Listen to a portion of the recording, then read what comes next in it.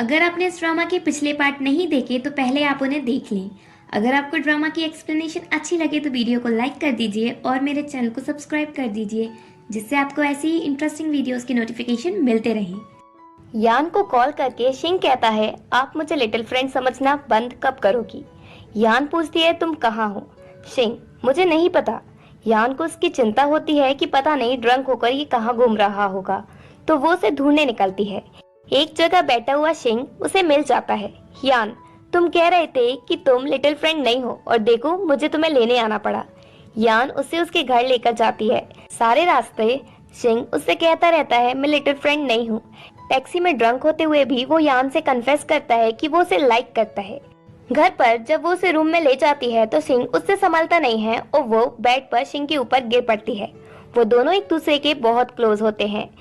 जब यान उसके लिए वाटर लेने जाने को होती है तो शिंग उसे खुद से दूर जाने नहीं देता, फिर खुद ही कहता है, मैं लिमिट क्रॉस नहीं करूंगा। जब उसकी पेंटिंग्स देखती है तो कहती है, मुझे याद है स्कूल में तुम कहा करते थे कि तुम आर्टिस्ट बनना चाहते हो। यान उनमें से खुद की पेंटिंग देखती है। शिंग जल्दी से उससे वो छुड़ा लेता है। यान वापस अपने घर चली जाती है। शिंग उस पेंटिंग को देखता है और स्कूल टाइम को याद करता है, जब कुछ बॉयज ने उसकी यान की बनाई पेंटिंग खराब करने की कोशिश की थी तो वो उनसे लड़ गया था। पर अब उसे लगता है कि सिर्फ वो ही यान को लाइक करता है। यान के मन में उसके लिए कोई फीलिंग्स नहीं है, इसलिए अच्छे से सब कुछ सोचकर अगले दिन कंपनी में शिंग यान के पास जाता है। यान चौंक जाती है और पूछती है, तुम क्या चाहते हो? ये वर्क प्लेस है। शिंग, ये लास्ट टाइम है जब मैं ऐसी थिंग्स कर रहा हूँ जो आपके लिए डिफिकल्टी कर रही हैं, पर अब से मैं ऐसा नहीं करूँगा। और वो उसे उसकी पेंटिंग वापस देता है। कहता है, अब इनका कोई यूज नहीं है मेरे लिए, और आपने जो मुझसे एडल्ट अफेक्शन के बारे में कहा था वो अब मुझे समझ आ गया है। बस आप मुझे थोड़ा टाइम दो जिससे मैं आपको फ्रेंड कंसीडर करूं और हम फ्रेंड की तरह एक दूसरे की हेल्प कर सकें। दिल पर पत्थर रखकर शिंग ये सब बातें कहता है। एक एम्प्लॉय शिंग से वीकेंड में कराओके चलने की पूछती है तो वो हाँ कह देता है, और फिर वही एम्प्लॉय यान से भी कराओके चलने की पूछती है पर वो मना कर देती है। एम्प्लॉय उससे रिक्वेस्ट करती है कि वो चले तो वो मान जाती है। अब वो दोनों ने वर्क प्लेस पर एक दूसरे को अवॉइड करना तो शुरू कर दिया, पर घर पर वो दोनों एक दूसरे के बारे में ही सोचते रहते हैं। वीकेंड पर सभी एम्प्लॉइज कराओके जाते हैं। एक फीमेल एम्प्लॉय यान से कहती है कि वो शिंग को लाइक करती है। तभी वहाँ शिंग पहुँचता है तो वो फीमेल एम्प्लॉय उसके पास जाकर बैठ जाती है। यान जब उस एम्प्लॉय को शिंग के क्लोज देखती है तो वो जेलस होती है और जेलसी की वजह से ड्रिंक पीती ही जाती है और गुस्से में उठकर वहाँ से चली जाती है। शिंग जल्दी से उसके पीछे जाता है। यान सोचती है, मैं शिंग को किसी और के साथ देखकर सैड क्यों हूँ, पर शायद अब मेरी लाइफ में कभी हैप्पीनेस नहीं आएगी, और वो रोने लगती है। शिंग आकर उसे बैकहग करता है और कहता है, आप मुझे किसी और के साथ देखकर परेशान हुई, इसका मतलब आप मुझे लाइक करती हो। आप रो क्यों रही हो? यान, मुझे नहीं पता। शिंग, आप एडमिट कर लो कि आप मेरे लिए फील करती हो। यान, नहीं। शिंग उसे किस करता है। जब वो फीमेल एम्प्लॉय शिंग को ढूंढती हुई बाहर आती है तो वो दोनों छुप जाते हैं और शिंग किस कंटिन्यू करता है। अब दोनों के बीच सब कुछ ठीक हो गया। कंपनी में दोनों एक दूसरे को अवॉइड नहीं करते, यहाँ तक कि शिंग यान का ब्रोकन सीपीयू ठीक करने में हेल्प भी करता है। टेबल के नीचे शिंग सीपीयू चेक ही कर रहा था, तभी उसके पास यान आती है और कहती है, अगर सही नहीं हो रहा तो मैं किसी को बुला लूंगी।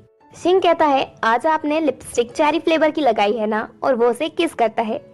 यान शिंग से कहती है कि वो ऐसी रिस्की थिंग्स अब से नहीं करे। मीटिंग के टाइम यान और शिंग साथ में बैठते हैं। मैनेजर यान से कहती है कि वो किसी क्लाइंट के साथ रेस्टोरेंट जाए क्योंकि वो दोनों ही सिंगल हैं। यान मान जाती है पर शिंग उसे मना करता है और चुपके से उसका हाथ पकड़ लेता है। कंपनी में वो दोनों इंटरेक्शन का एक भी मौका नहीं छोड़ते। शिंग उसे अकेले में खींचकर किस करने का चांस भी नहीं छोड़ता। अब वो दोनों काफी क्लोज आ चुके हैं और दोनों बहुत खुश भी हैं। एक दिन मैनेजर यान पर बहुत गुस्सा होती है क्योंकि वो जिस क्लाइंट से मिली उसने उसका डेट का ऑफर ठुकरा दिया। शिंग ये सब सुन लेता है। देन यान शिंग से मिलती है और कहती है, मैं होप करती हूँ कि तुम अब कुछ भी वैसी थिंग्स ऑफिस में ना करो, ये सही नहीं है। शिंग पूछता है, आपने उस क्लाइंट की डेट का ऑफर मेरी वजह से रिजेक्ट किया ना? यान, मैं सीरियसली तुमसे बात कर रही हूँ, कोई मजाक नहीं कर रही। शिंग उसकी बात सीरियसली नहीं लेता और मूवी देखने चलने की पूछता है। यान, नहीं, मुझे क्लाइंट के साथ डिनर पर जाना है। शिंग, तो डिनर के बाद चलते हैं। यान, नहीं, मुझे कहीं और भी जाना है। शिंग, तो क्या आप मुझे ऐसे ही छोड़ दोगी?